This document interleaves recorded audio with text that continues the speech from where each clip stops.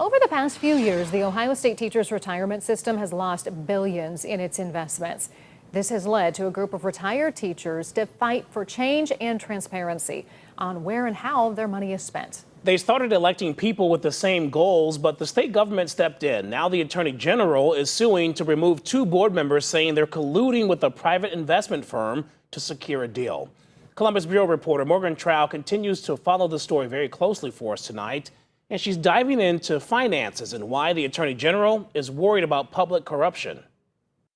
Some retired teachers are trying to take back their money, believing that the state teachers' retirement system of Ohio has mismanaged their $90 billion pension fund. I suffered a loss of $35,000 of direct payments that I was promised. Robin Rayfield is a retiree who no longer gets a cost of living adjustment. A reason why his organization, Ohio Retirement for Teachers Association, helped elect board members who want to change the system, called reformers. But as the reformers were taking control of the board, STRS staff members gave a document to Governor Mike DeWine, launching an investigation into several members. Anytime that you're on both sides of a transaction, meaning that you're giving the benefit and receiving the benefit at the same time, creates breach of fiduciary duty concerns. The investigation led to Attorney General Dave Yost filing a lawsuit to remove board members Wade Steen and Rudy Fichtenbaum. He accuses the pair of seeking to steer as much as 70% of STRS's current assets to a shell company that lacks legitimacy and has backdoor ties to both men.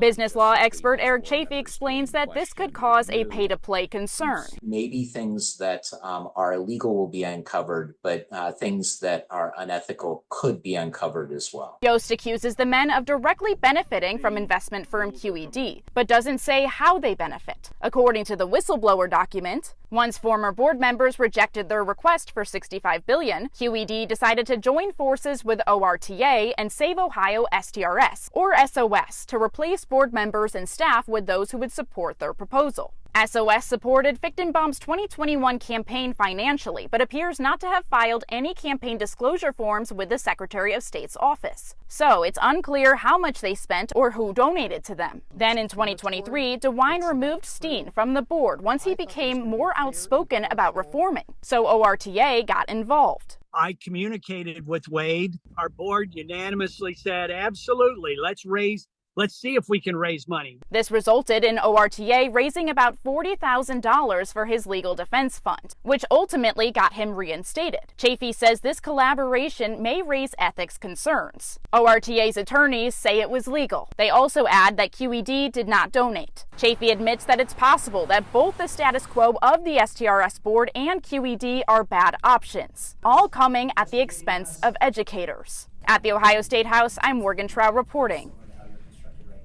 And you know it, she's going to stay up.